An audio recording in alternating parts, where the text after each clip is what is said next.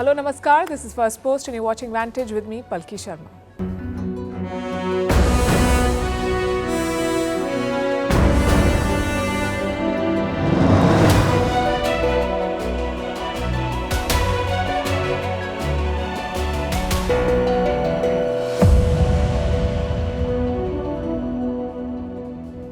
The Syrian war continues to escalate. Within a week, the picture seems to have transformed. The question now is whether Bashar al-Assad can save his regime. Two major cities have fallen to the rebels. The Syrian army is reportedly surrendering in many places. Russia and Iran continue to back Assad, but the odds are stacked against him. We look at how his defense crumbled so quickly. In Europe, a clash of the titans, America versus Russia. The foreign ministers came face to face in the same room, and fireworks followed. In India, the central bank has slashed India's growth forecast. We'll tell you why. In Bangladesh, the unelected government of Mohammad Yunus wants to erase the legacy of the country's founding father. They plan to remove the portrait of Sheikh Mujibur Rahman from currency notes. The US-China chip war is escalating, with both sides firing fresh salvos. Will Singapore go extinct? We'll tell you why Elon Musk said this.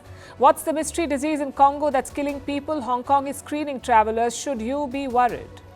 Why automaker Nissan says it may not survive for more than a year, and what it says about the auto industry in general, and what's with the legend of Hello Kitty? It's turned 50 and still going strong. All this and more coming up. The headlines first. China warns US to stop meddling in Taiwan. This after the Taiwanese president says he is confident of a deeper cooperation with Trump.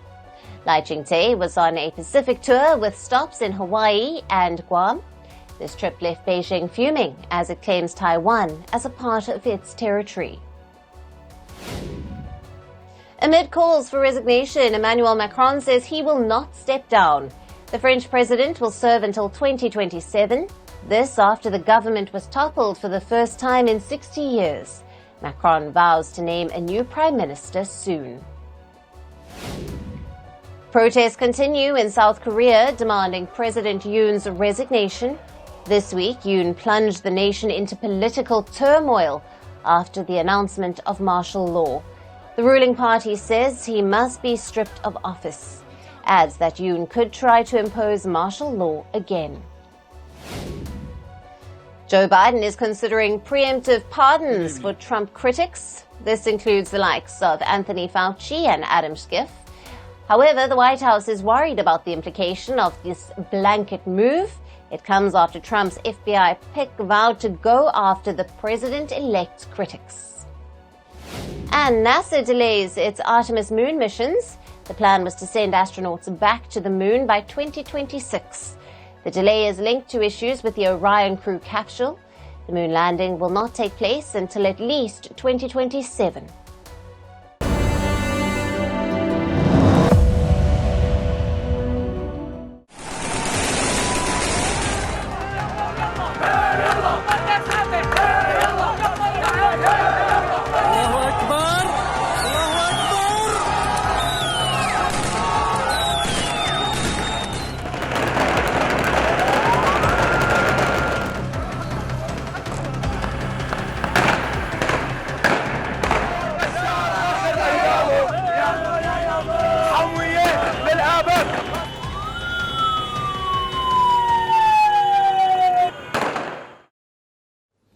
The Syrian war is reaching an inflection point. In a span of 1 week, the rebels have captured two key cities, Aleppo and Hama, and they're aiming for Assad's citadel, the capital city of Damascus. Will it fall next? That is the question. At this point, the odds are stacked heavily against the Syrian president. The rebels have seized control of more than 200 territories. We're talking about cities, towns, villages, and military bases. The first big loss was the city of Aleppo. It is Syria's second largest city. The rebels took control of it within 24 hours. And within days, Hama followed. Rebels could be seen celebrating openly in the streets after that.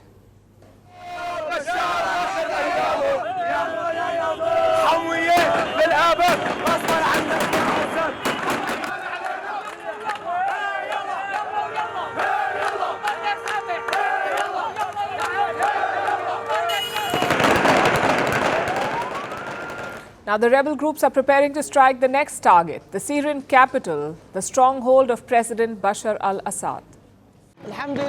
Thank God.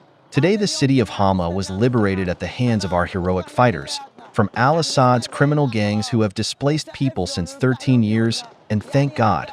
Our heroic fighters are coming to him, and with God's permission, we will not stop until Damascus. Bashar al-Assad is in serious trouble. The survival of his regime is under threat, and this is not an exaggeration.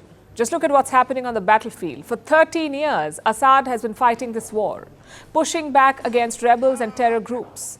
He never got a consummate victory. In all these years, he's not managed to completely defeat his adversaries, but he did contain them and clung on to power by confining the rebels to small pockets of territory.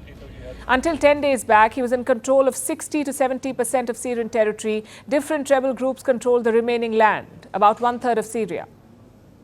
But in the last few days, this map has been changing. 5 years after the defeat of ISIS, the rebels have regrouped, they have revived this conflict and weakened Assad's grip on power. His military was his biggest strength. He had loyal soldiers who enabled him to remain in power and in the president's chair. But now the military is being tested and outmatched. The losses in Aleppo and Hama say it all. The rebel group HTS has managed significant gains. That's the Hayat Tahrir al-Sham, HTS. It is the largest group of rebels with more than 15,000 fighters. According to some reports, they have up to 30,000 fighters. Now, the HTS poses the most significant challenge to Assad today. His army looks overwhelmed. Reports say Syrian soldiers are not even putting up a fight anymore. Many of them surrender to the rebels.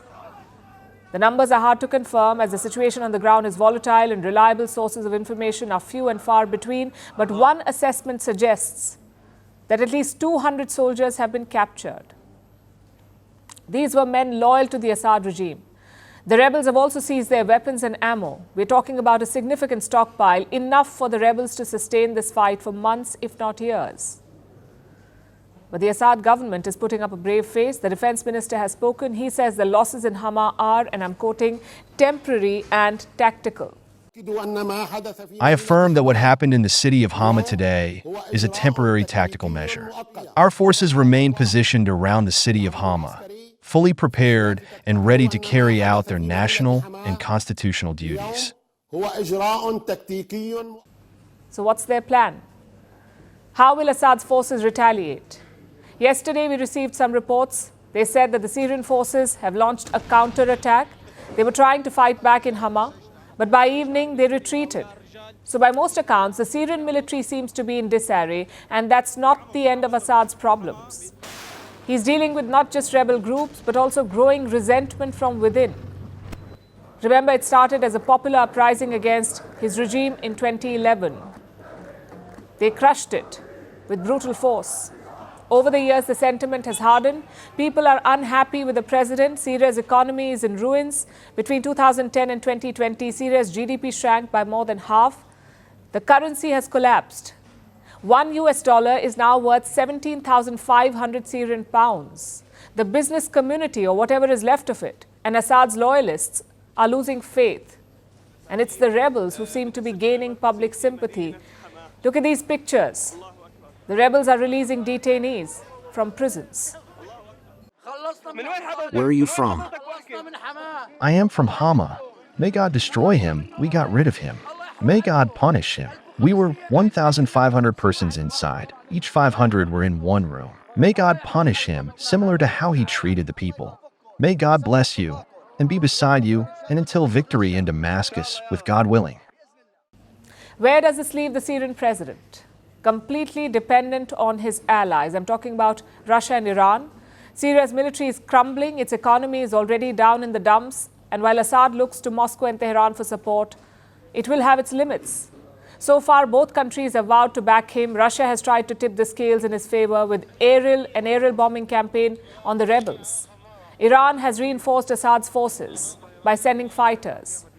But the rebel offensive shows no signs of slowing. And if the momentum continues, if they maintain this momentum, Damascus could soon be in their crosshairs.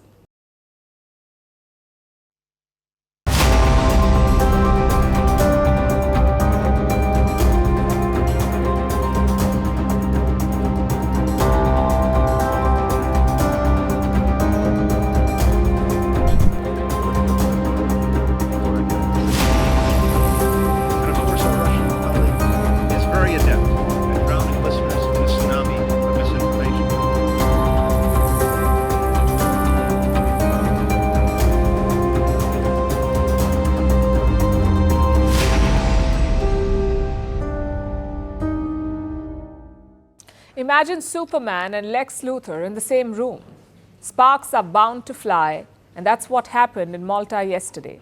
It's a tiny island nation in southern Europe, normally stays out of news, but yesterday it was the scene of a tense diplomatic face-off.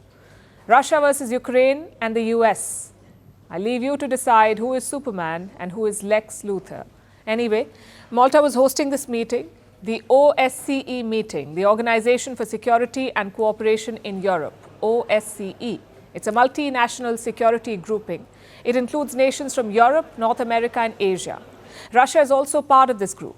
So Malta invited their foreign minister, Sergei Lavrov.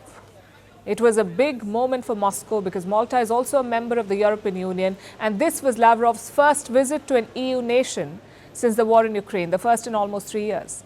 Last year's OSCE meeting was in North Macedonia, which is not an EU member, and before that it was hosted by Poland, which did not invite Lavrov.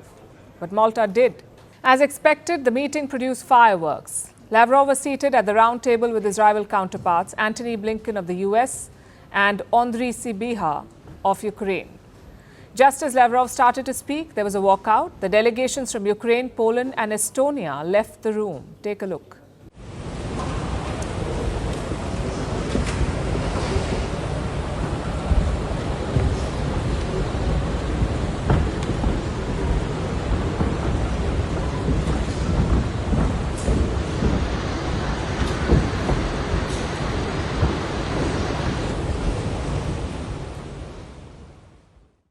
That left Blinken and Lavrov. The Russian foreign minister took aim at NATO. He said the alliance needed a new enemy after the disgrace in Afghanistan, hence they were targeting Russia. He also accused NATO of starting a new Cold War. After that, it was Blinken's turn to speak. Though Lavrov did not stick around for that, he left immediately after his speech, something that the US diplomat did highlight. The US and its allies threw it all away, as well as the anti-ballistic missile treaty and intermediate range and shorter range missile treaty. And the question is, what for? The answer to us is obvious. In order to return NATO to the political spotlight. After the Afghan disgrace, there was a need for a new common enemy. And the result is a reincarnation of the Cold War, only now with a much greater risk of it moving into a hot stage. Now, I regret that our colleague, Mr. Lavrov, has left the room, not giving the courtesy to listen to us as we listen to him. And of course, our Russian colleague is very adept at drowning listeners in a tsunami of misinformation. Let's talk about escalation. Let's talk about the introduction of North Korean forces into Europe. Let's talk about the use of intermediate-range ballistic missiles to attack Ukraine. A feisty statement from Antony Blinken. But let's be honest here, the scales have firmly tipped in Russia's favor. Blinken is an outgoing Secretary of State. His government tried very hard to isolate Russia. But Moscow is anything but. Just look at Lavrov's engagements in Malta. He met the foreign minister of Slovakia and also the foreign minister of Hungary. Both these countries are members of NATO and the EU. Yet they're talking to Sergei Lavrov of Russia. Plus, Russia knows that Donald Trump is coming to the White House. He has promised to end the war in Ukraine. He's also hinted at cutting off military aid to Kiev. That gives Moscow the upper hand. Vladimir Putin knows how to deal with Donald Trump, how to press the right buttons. We saw an example of that this week. Foreign Minister Lavrov gave an interview to American journalist Tucker Carlson. Now, Carlson is a huge Trump fan. He spoke at Trump rallies during the campaign. His name was also doing the rounds for a cabinet post. In February this year, Carlson interviewed Putin. And now he's spoken to Lavrov. Listen to what the Russian diplomat said about Trump. What do you think of Donald Trump? My impression, he's very friendly in, discussions, but this does not mean that that he is pro-Russian, as some people try to present him. The amount of sanctions we received under the Trump administration was very, very, very big. Lavrov also spoke about Russia's recent military operations, including the ballistic missile attack. He attributed it to Joe Biden's decision last month. The US president allowed Ukraine to strike deep inside Russia, so Lavrov says Russia had to respond. The United States and the allies of the United States, who also provide this long-range weapons to the Kyiv regime, they must understand that we would be ready to use any means not to allow them to succeed in what they call strategic defeat of Russia. So the message which we wanted to sell by testing in real action this hypersonic system is that we will be ready to do anything to defend our legitimate interest. The last 2 days sum up where things are. When the war broke out, the West was united in opposing it. Russia was locked out of forums like the OSCE. Last year, Lavrov called it an appendage of NATO and the EU. Earlier this year, Russia's parliament passed a resolution against it. OSCE was called anti-Russian and discriminatory. But yesterday, Sergei Lavrov spoke at the same forum. Not only was he invited, he had meetings with other NATO members. It tells you how the pendulum has swung. Western unity is crumbling, Donald Trump will accelerate it, and Putin will be waiting to cash in. Let's turn to India now, where all eyes are on the Reserve Bank of India. We just had a disappointing GDP result, so the pressure was on it to cut interest rates to spur economic growth. As it turned out, the RBI resisted that pressure. They have kept the lending rates unchanged for the 11th consecutive monetary policy. But more importantly, they've also revised their forecasts. The RBI expected India's economy to grow by 7.2% in this financial year. That forecast has been cut to 6.6%. The inflation forecast has also been raised. Now, this policy came at a very important time, especially for the RBI's Governor Shaktikanta Das. His term ends next week. There is no word on a possible extension. Today, he was asked about his position at India's central bank. His answer is in our next report. It's a tough job being a central banker. Tough and often thankless. You don't get credit when the economy booms, but you get the blame when it tanks. Just ask Shaktikanta Das, the governor of the Reserve Bank of India. He was under immense pressure this week.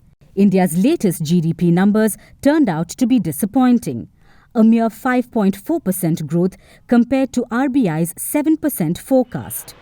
So everyone asked the obvious question, will the RBI reduce interest rates? Well, today we got the answer. A resounding no. The RBI kept the repo rate unchanged at 6.5%. In fact, it hasn't changed in 22 months. The repo rate is the interest on loans given by the RBI to commercial banks. The lower the repo rate, the cheaper our loans are, which is why cutting this rate spurs spending and economic growth. But not this time. Because the RBI remains worried about a major factor, rising prices or inflation. India's inflation was 6.2% in October, which is a 14-month high. Cutting the repo rate would likely have increased that. So the RBI had a choice, play it slow and safe or risk a spike in inflation.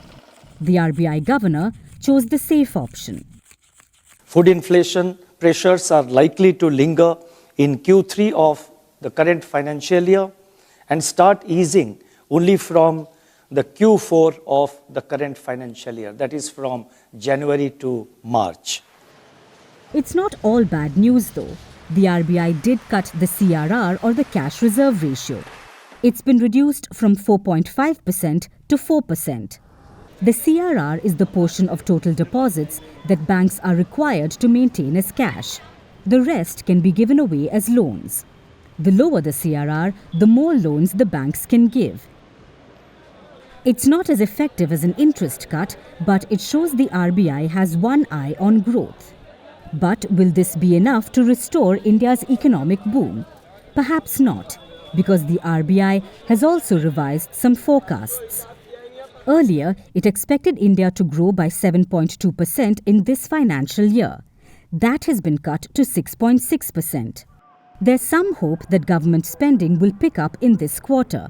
But the RBI governor flagged some challenges, like global supply chain issues, conflicts and war in Europe and West Asia, and of course, sticky inflation. The RBI had projected inflation to be 4.5% in this fiscal year. That's been hiked to 4.8%.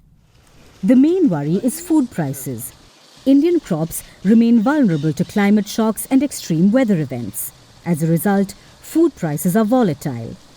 But beyond the forecasts and interest rates, the monetary policy was important for another reason. The RBI Governor Shaktikanta Das's tenure expires next week. But there's no word on a possible extension. Das was asked about this today. Have you heard anything from the government so far, whether you are continuing this term? Okay, I'm not giving you any headline, and I think it's better we stick to monetary policy. The RBI is expecting growth to pick up in the second half of this financial year. That would certainly settle the nerves. If not, it would set the stage for a crucial monetary policy meet in February next year. The question is, will Shaktikanta Das be around till then? On to Bangladesh now, a country which is struggling to define its identity. After Sheikh Hasina's exit, Mohammad Yunus was put in charge. He was supposed to stabilize the country. Instead, he seems more focused on political theatrics. Since taking charge, Yunus has deepened divisions, particularly with India. He has ignored New Delhi's concerns over attacks on Hindus, and now there's a fresh provocation. Yunus has recalled 2 Bangladeshi diplomats from India. He's also trying to erase the legacy of Sheikh Mujibur Rahman. The founding father of Bangladesh is being sidelined. His portrait on currency notes is set to be replaced by graffiti. Here's a report. Not long ago, Bangladesh was hailed as an economic miracle. Its rapid growth inspired the region. But today, the story is starkly different. Bangladesh finds itself adrift, struggling to find direction after Sheikh Hasina's ouster. Months after her removal, efforts are underway to erase the legacy of her father. That's Sheikh Mujibur Rahman, the founding father of Bangladesh. He's now being sidelined. His photograph is said to be removed from the nation's currency notes. The interim government, led by Mohammad Yunus, is said to be behind this move. The Bangladesh Bank has been tasked with designing new notes. What's driving these changes? The new notes will honor the July uprising, the revolt which led to Hasina's ouster. She fled to India on 5th August, paving the way for Nobel laureate Mohammad Yunus to take charge. He's now the chief advisor of the interim government. His officials are leading the redesign of the currency. The new notes will go beyond the protests. They'll also feature religious landmarks, Bengali cultural motifs, and graffiti. The redesigned currency is expected to roll out within 6 months.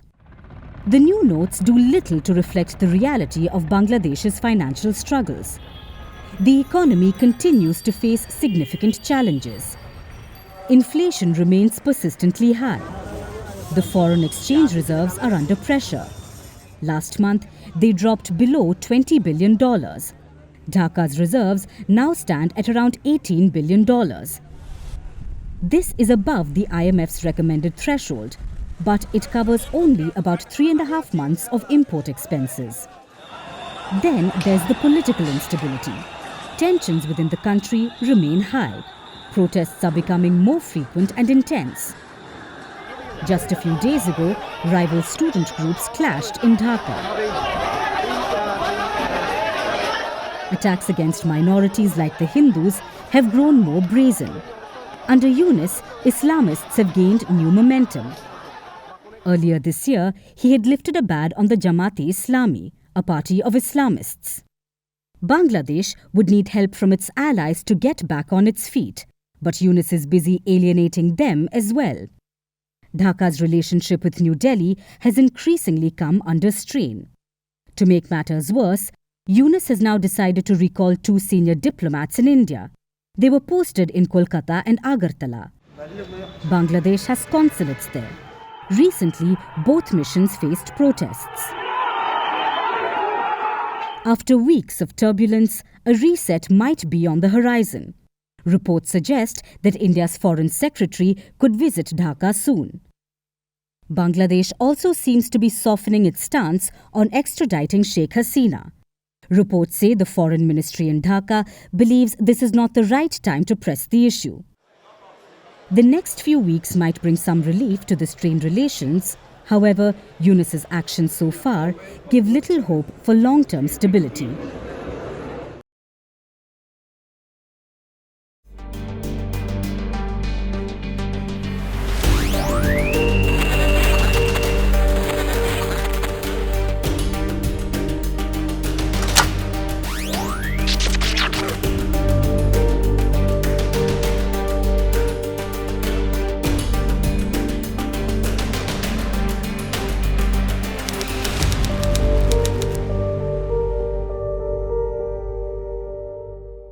The 20th century was dominated by oil. Countries fought for it. They scrambled to control it.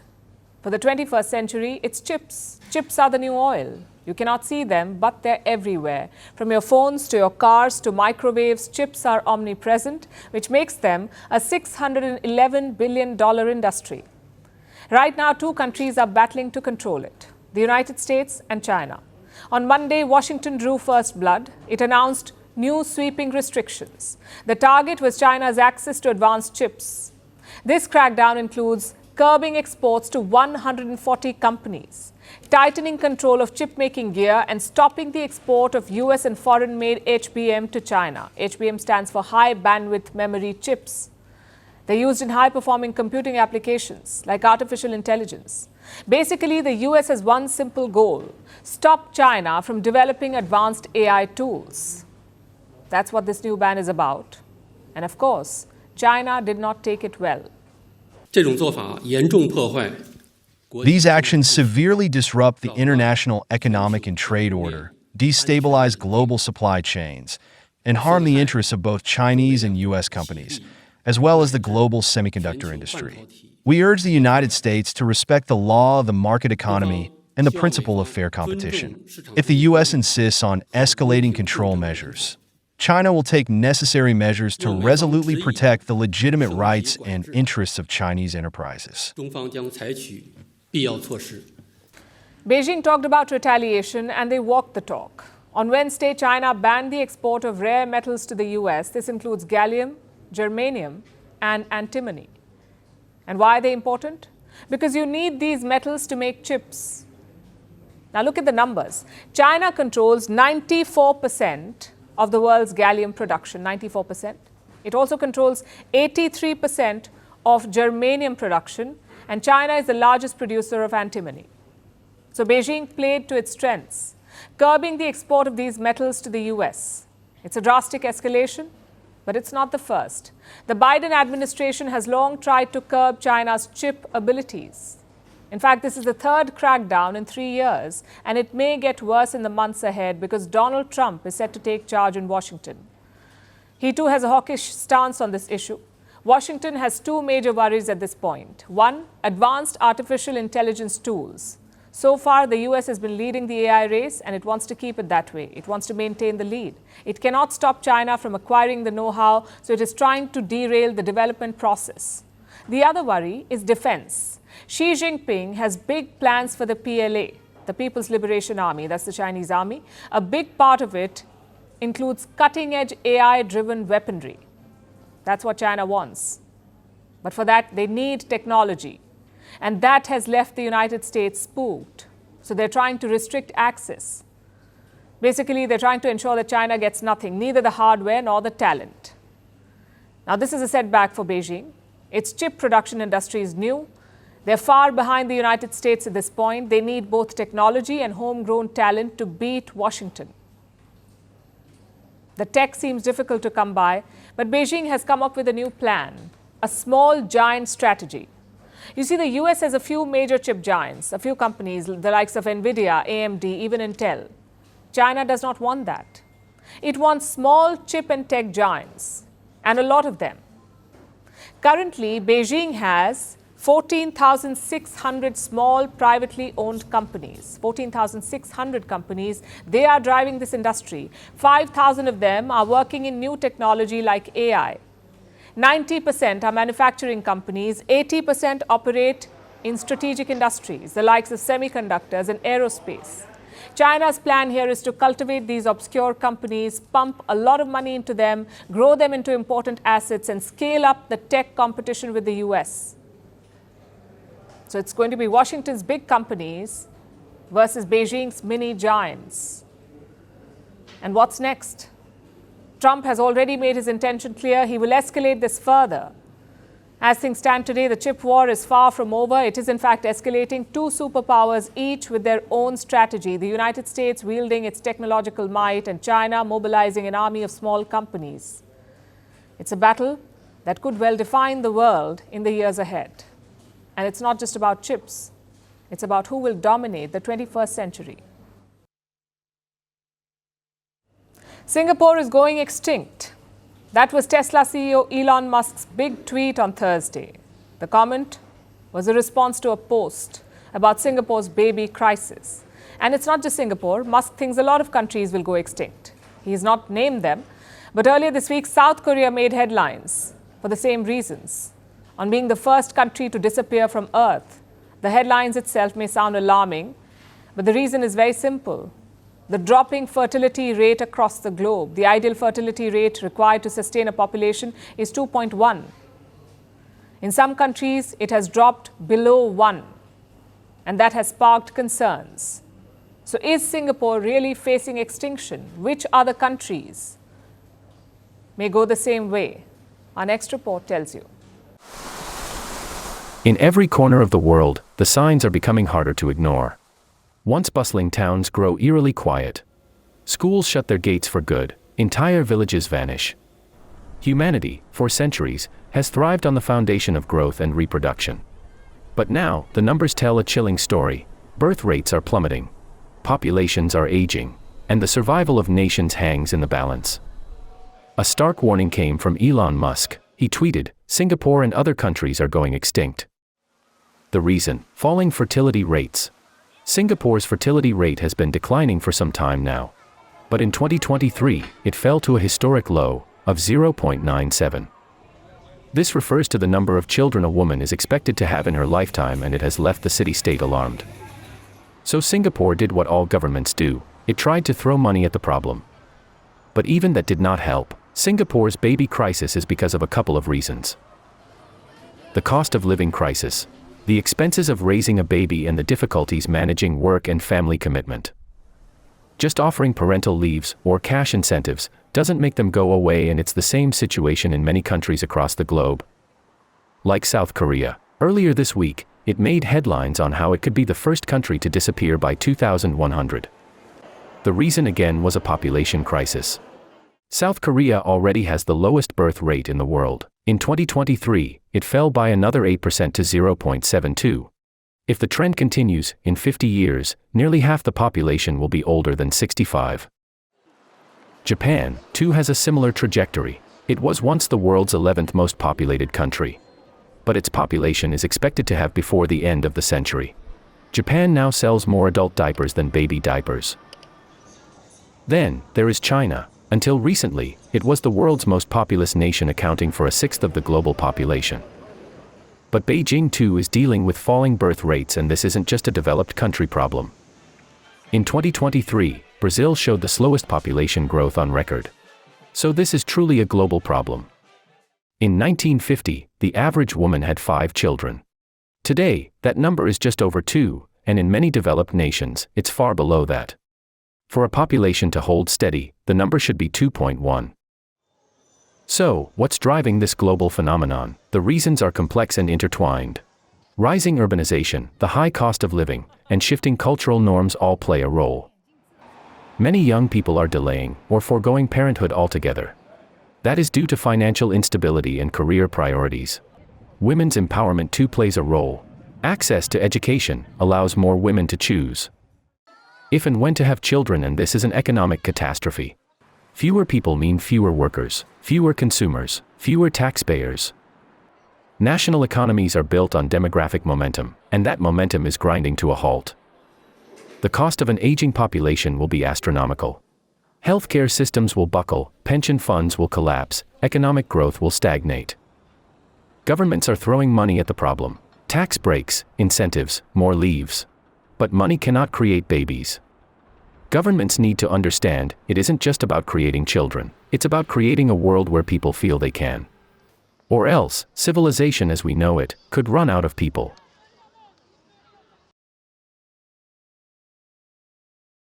Disease X, that's what it's being called. It's a mysterious illness, and it is circulating in a remote part of Africa's DRC, Democratic Republic of Congo. So far, at least 376 cases have been reported. About 200 of them are among children younger than 5, and 79 people have died. These are the government figures. But some reports say that the actual numbers are much higher, more than 140 deaths. Yet no one knows how this disease spreads, what causes it. Some nations are taking proactive measures. Hong Kong, for instance, has tightened airport screenings. Japan has issued a travel advisory, and international health authorities are scrambling to find answers. This outbreak has renewed concerns about the next pandemic. So how worried should you be? Here's the report. It all started on October 24th in the Kwango province of the Democratic Republic of Congo. The first patient fell ill. They displayed flu-like symptoms with fever, headache, cough, breathing difficulty and anemia. Soon, others followed.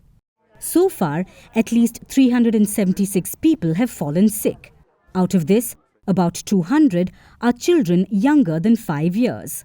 At least 79 patients have died.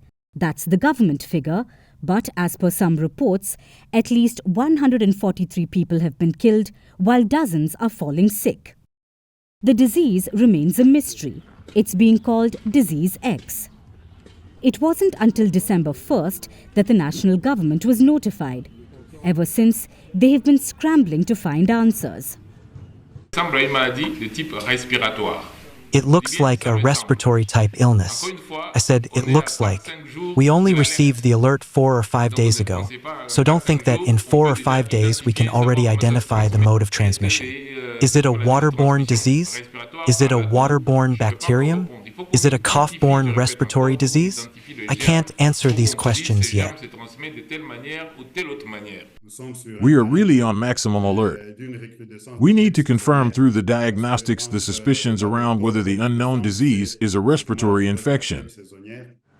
Testing is still underway, but it's a race against time. And while the disease is circulating in remote Congo, the entire nation is on alert. The teams are engaged, and when we have the diagnostic results, we can better deal with the situation, steer our interventions, because for now there is no precise diagnosis. It's hard to say whether it is a viral or bacterial illness, but we hope that in the next 24 to 48 hours the lab tests will tell us. International health authorities like the World Health Organization are desperate to find answers as well. Some countries are taking precautions. Hong Kong has tightened health screenings at the airport for visitors arriving from Johannesburg and Addis Ababa. These are the 2 African transit hubs that ferry travelers from the DRC. Japan is also on alert. Their foreign ministry has advised people against unnecessary travel to the region affected by the outbreak. While many questions remain unanswered, this outbreak has renewed concerns of the emergence of a new pathogen. It may have the potential to spread across the world. We could witness a new pandemic just a few years after the Wuhan virus forced countries to shut down borders and brought entire nations to a standstill. So, should you be worried? When it comes to Disease X, no one is sure yet. Researchers claim they will have an idea in a few days when the test reports finally come. They are tracking the outbreak. But international scientists also say that the possibility of a pandemic is always there. A new report is out.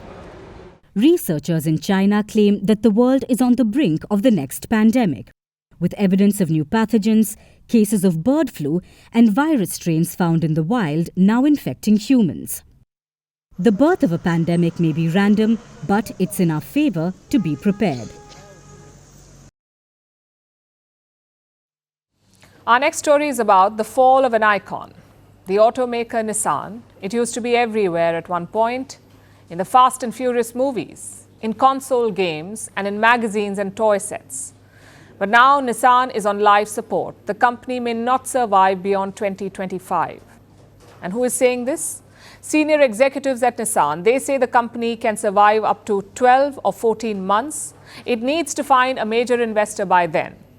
If not, Nissan could go bankrupt. The CEO has also admitted that hard times are ahead. His name is Makoto Uchida. He's planning to cut 9,000 jobs. He will also reduce production capacity by 20%. Plus, he's taking a pay cut himself. The CEO is forfeiting half of his salary.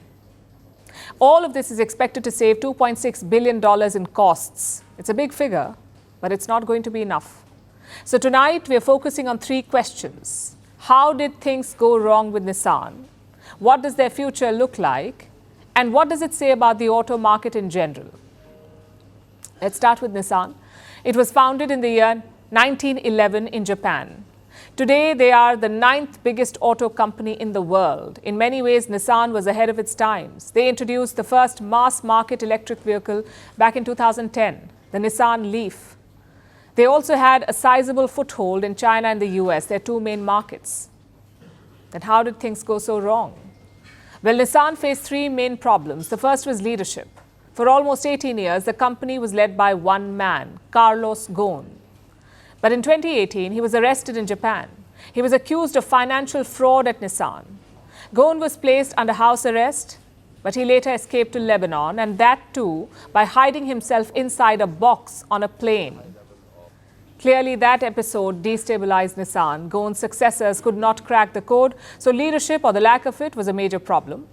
The second problem was a failed bet on EVs. Like I said, Nissan had EVs in 2010, but they could not keep up with Tesla or their Chinese rivals. The design, the technology, all of it was slightly outdated. Plus, Nissan did not have hybrid models. These are cars that use both fuel and batteries. That's why hybrid. A lot of customers find EVs too expensive, so they buy hybrids instead. But Nissan could not tap into that market either.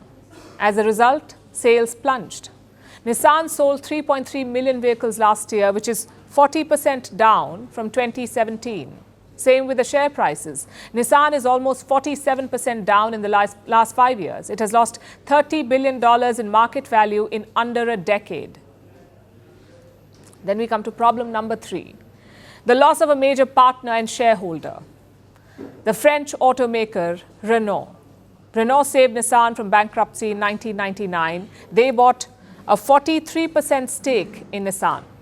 But 25 years later, Renault is leaving the partnership. They're selling their stake, which has left a big financial hole. Now, those are the three reasons for Nissan's downfall. Leadership issues, inability to compete with modern EV makers, and the exit of a long-time partner. That is why they're sinking. Which brings us to the second question. What does the future look like? Well, simply put, Nissan needs to find a new investor, someone who can scoop up the Renault shares, someone who can inject some cash to keep things running, and a number of names are doing the rounds. Among them is Honda. Nissan and Honda already have an EV partnership. Perhaps that could evolve into something more, something bigger. And now to the final question. What does this say about the auto industry in general? That it's going through a churn, that much is clear. The old boys are struggling to keep up with the new ones. By old boys, I mean the likes of Volkswagen and Nissan. The new ones are Tesla, BYD, Rimac. Volkswagen has reported a 60% drop in profits. They're thinking about shutting down 3 plants in Germany. Another victim is Stellantis, the makers of Jeep, Fiat, and Citroën. Their car sales were 20% down compared to last year. So the Stellantis CEO resigned on Sunday. Meanwhile, the newer car companies are thriving. Just look at the top 5 automakers by market value today. Tesla is at number 1, BYD is at number 3.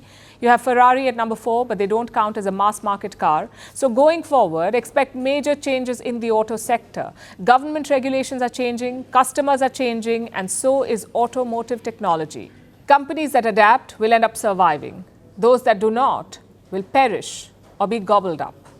Let's see which fate awaits Nissan. The year was 1974. Yuko Shimizu, a 24-year-old illustrator, started working for Sanrio. It's a Japanese company. It specialized in strawberry prints. But Sanrio wanted to create another design, something different. So they gave Shimizu a new brief.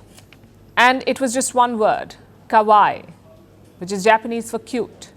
So Shimizu put pen to paper. She drew a bubble-headed, bow-wearing, dot-eyed character. And so it began. Hello Kitty was birthed. This week marks 50 years since. But Hello Kitty shows no signs of aging and no signs of slowing down. She made her debut on a coin purse. But by midlife, she has become a pop icon, an enigma, and most of all, a business empire. Apart from apparently reading and baking, Hello Kitty makes about $4 billion annually. More than 50,000 different Hello Kitty items are sold across 130 countries, and just about anything goes. From dumplings to pet collars, from electric guitars to gold pendants. Hello Kitty has collaborated with Adidas, Swarovski, and Balenciaga. She has been the face of themed restaurants, amusement parks, museums, bullet trains, and panic-inducing McDonald's Happy Meals. She has been a UNICEF ambassador and a special envoy for Japan's foreign ministry. Avril Lavigne sings about her, Lady Gaga wears her, and King Charles wishes her birthday. This is the lasting power of Hello Kitty.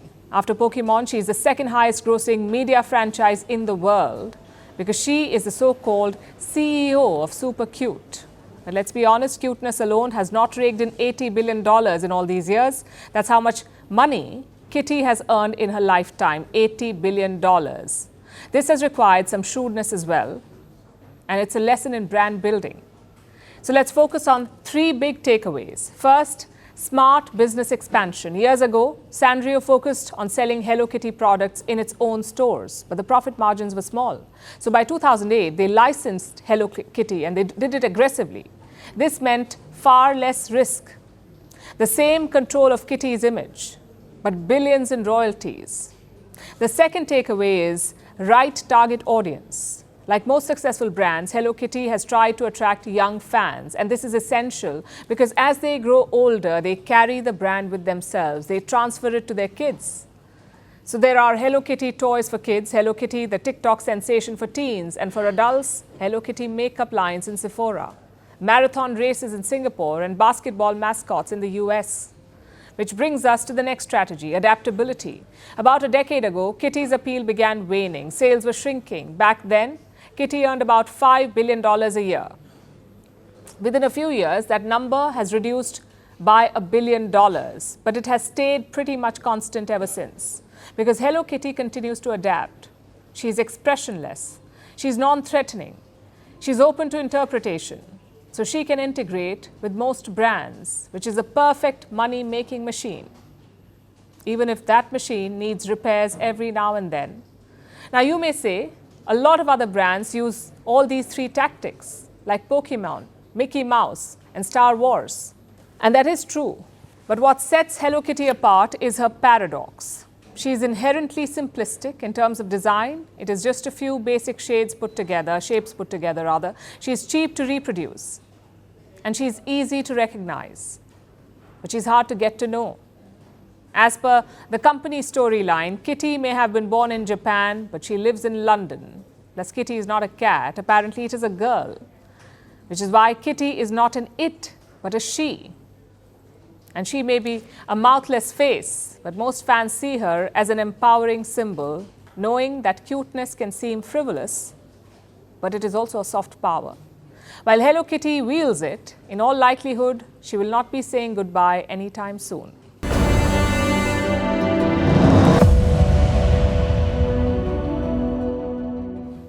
We're heading towards a new year, so it's time to dust out the old listicles and top 10 reports. News channels have always done it, but now even music companies are on board. I'm talking about Spotify. It's the largest music streaming platform in the world. Every year, Spotify releases a curated report for each user. It's called Spotify Wrapped.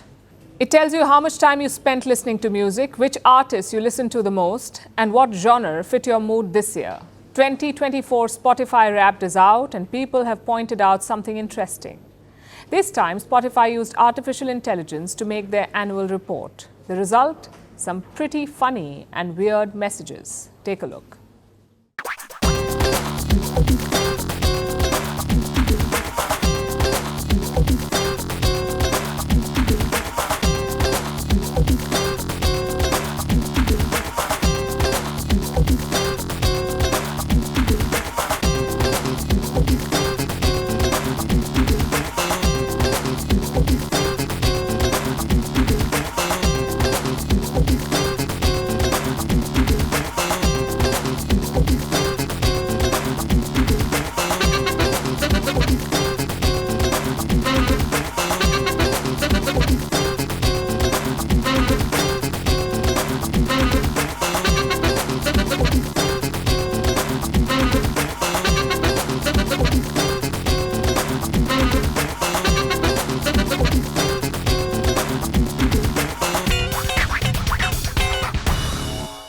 And now it's time for Vantage Shots, images that tell the story. Georgians complain of police brutality as pro-EU protests enter their second week. India successfully launches a pair of European satellites into space from Sriharikota, and Joe Biden lights up the national Christmas tree for the last time as US president. Finally, we're taking you back in history. On this day in 1917, Finland became independent. The country was part of the Russian Empire from the 1800s. It decided to break away after the Bolshevik Revolution in Russia. Differences have only widened since then, with Finland joining NATO in 2023. We're leaving you on that note. Thank you for watching. Have a great weekend.